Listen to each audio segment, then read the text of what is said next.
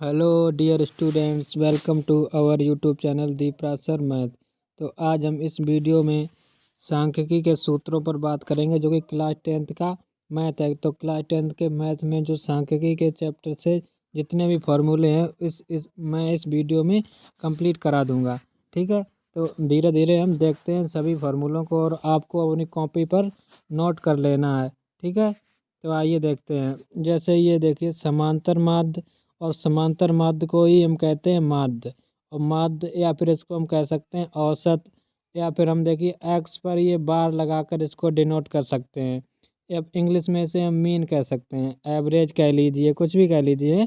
तो समांतर माध्य लिखा आ जाए या माध्य आ जाए, औसत या एक्स पर ऐसे बार, मतलब ये समांतर माध्य ही निकालना होता है। तो जब पदों की संख्या मतलब अवर्गीकृत हो, जब ऐसे ही आंकड़े दिए गए हों, तो फिर हम समांतर माध्य के लिए देखिए कौन सा सूत्र लगा सकते हैं। तो समांतर माध्य के लिए हम सूत्र लगा सकते हैं पदों का योगफल बटे पदों की संख्या, पदों का योगफल बटे पदों की संख्या, ये वाला फॉर्मूला लगा सकते हैं समांतर माध्य वाला। ठीक है, तो ये पहला फॉर्मूला हो गया। अब दूसरा देखते हैं कि समांतर माध्य को देखिए एक्स पर बार लगाकर डिनोट करते हैं। तो समांतर माध्य वाला एक फॉर्मूला हो गया सिग्मा, समांतर माध्य वाला एक फार्मूला हो गया sigma F x upon sigma F, sigma F x upon sigma F हो गया। ये प्रत्यक्ष विधि से समांतर माध्य निकालने के लिए बोल दिया जाए कि प्रत्यक्ष विधि से समांतर माध्य निकालिए प्रत्यक्ष विधि से। तो प्रत्यक्ष विधि से समांतर माध्य इस प्रकार से निकलेगा ऐसे करके। ठीक है, ये प्रत्यक्ष विधि से हो गया। अब देखते हैं समांतर माध्य निकालने का एक और सूत्र होता है A plus sigma F D upon sigma F, A plus sigma F D upon sigma F. तो ये देखिए कैसे निकलेगा। तो A plus sigma F D upon sigma F, ये हो गया फॉर्मूला। ये इसे हम कहेंगे किससे, इसे हम कह देंगे कि कल्पित माध्य विधि से समांतर माध्य निकालिए। तो आपको ये वाला फॉर्मूला लगा देना है कि समांतर माध्य बराबर A plus sigma F D upon sigma F लगा देना है। ठीक है, अब देखते हैं नेक्स्ट फार्मूला क्या है। कल्पित माध्य विधि ये हो गया। अब देखिए समांतर माध्य निकालने का पद विचलन विधि का फॉर्मूला देखिए, पद विचलन विधि से समांतर माध्य कैसे निकाला जाएगा, तो ये देखते हैं। तो देखिए समांतर माध्य निकालने का पद विचलन विधि वाला, तो समांतर माध्य बराबर होता है A plus sigma F U upon sigma F, A plus sigma F U upon sigma F into H, A plus sigma F U upon sigma F into H. ये पद विचलन विधि का हो गया फार्मूला। ठीक है, तो इस प्रकार से मैंने समांतर माध्य निकालने के सभी फार्मूले देख लिए। तो एक बार फिर देखते हैं। समांतर माध्य बराबर पदों का योगफल बटे पदों की संख्या, एक हो गया समांतर माध्य बराबर sigma F x upon sigma F, ये प्रत्यक्ष विधि से। ठीक है, और ये है समांतर माध्य बराबर A plus sigma F D upon sigma F, ये हो गया।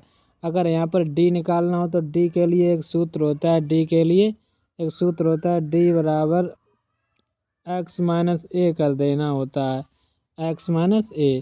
तो ए यहाँ पर एक्स में जो भी होता है, एक्स में बीच में कहीं पर भी ए मान लेते हैं, एक्स वाली लाइन में जो भी बीच में होता है उसी को ए मान लेते हैं। ठीक है, जब सवाल इसके पढ़ाएंगे तब आपको पता चलेगा। ठीक है, अब देखिए ऐसे ही ये वाला कल्पित माध्य विधि A plus sigma F D upon sigma F, अब ये A plus sigma F U upon sigma F into H, ये पद विचलन विधि का है।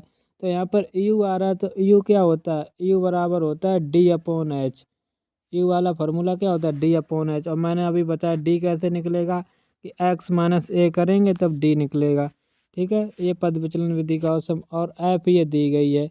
अब एक बात और याद रख लीजिए, एफ जब भी दी गई होगी बारंबारता, तो वो मतलब उसका कोई क्रम नहीं होगा, कहीं मतलब बढ़ते हुए लगातार क्रम नहीं हो सकता, या तो ना घटता हुआ क्रम, मतलब ना तो बारंबारता का ना अवरोही क्रम होगा ना आरोही क्रम होगा। ठीक है, वो मतलब कुछ टेढ़ी मेढ़ी होगी, जैसे पहले 5 दे दिया, उसके बाद 15 दे दिया, उसके बाद 15 के बाद 10 दे दिया, मतलब ना तो बढ़ता हुआ क्रम लगेगा ना घटता हुआ क्रम लगेगा, तो उसे हम बारंबारता कहेंगे। ठीक है, एफ।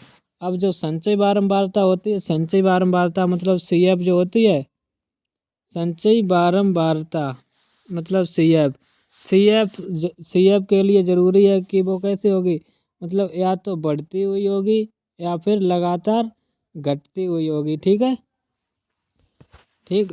तो ये मैंने बता दिया, CF या तो लगातार बढ़ती हुई होती है या फिर घटती हुई होती है। अब आ जाइए माध्यिका पर। तो माध्यिका पर आ जाइए। माध्यिका को ही हम कहते हैं माध्यक कहते हैं, या मीडियन इंग्लिश में कह सकते हैं। तो देखिए, माध्यिका निकालने के लिए आपके लिए बहुत इम्पोर्टेंट बात यह है कि माध्यिका जब भी निकालोगे तो सर्वप्रथम आंकड़ों को आरोही क्रम या अवरोही क्रम में लिखा जाता है। अगर ऐसा नहीं करोगे तो आपका आंसर नहीं, मतलब माध्यिका नहीं सही निकलेगी। सबसे पहले आंकड़े जो भी दिए गए हों या तो उन्हें बढ़ते हुए क्रम में लिख लीजिए या फिर उनको घटते हुए क्रम में लिख लीजिए, सीधी सी बात ये है। तो अब देखिए, जैसे अगर पदों की संख्या सम हो, मतलब जो भी आंकड़े दिए गए उन्हें जब हम गिनेंगे तो कितने हैं, जैसे मान लीजिए 10 निकले पद, तो 10 है तो सम है, उसके लिए माध्यिका वाला सूत्र लगा देंगे। पहले तो आंकड़ों का आरोही या अवरोही क्रम में लिखा होना चाहिए। उसके बाद अगर पदों की संख्या सम है तो सूत्र लगा देंगे माध्यिका बराबर n/2वां पद प्लस n+2/2वां पद अपॉन 2 और पूरे 2 कर दिया, तो ये हो गया। ठीक है, ये वाला हो गया। अब हम देखते हैं माध्यिका का ये वाला सूत्र। जब पदों की संख्या विषम हो तब माध्यिका कैसे निकाली जाएगी। जब पदों की संख्या विषम हो तब माध्यिका निकालने के लिए क्या फार्मूला होगा, तो n माध्यिका बराबर n+1/2वां पद कर देना है, तो फिर ये माध्यिका आ जाएगी। ठीक है, अब हम देखते हैं माध्यिका निकालने के लिए जब वर्गीकृत आंकड़े हों, मतलब जब उसमें बारंबारता दी गई, वो वर्ग अंतराल दिया गया हो, तो माध्यिका निकालने के लिए ये फार्मूला होता है कि ME मतलब मीडियन बराबर L1 + L2 - L1 upon F into M-C। अब जैसे ये समझ लीजिए C क्या होता है, जो CF वाला कॉलम होता है, CF वाला और CF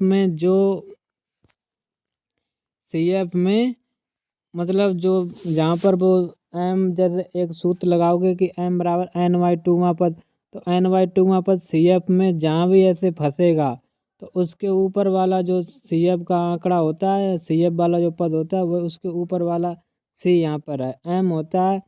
M क्या निकलेगा, M बराबर n/2 करेंगे वो M निकलेगा। M मतलब n यहाँ पर F है, मतलब सिग्मा F, बारंबारताओं का योग है ये n। ठीक है, अब जो L1 L2 वो वर्ग अंतराल होते हैं जहाँ पर वो फंसता है, मतलब जब हम M बराबर n/2 वहाँ पर लगाते हैं तो जहाँ जिसकी सीट पर वो फंसता है n/2 वहाँ पर, ठीक, वहीं पर वो L1 L2 मान लिए जाते हैं।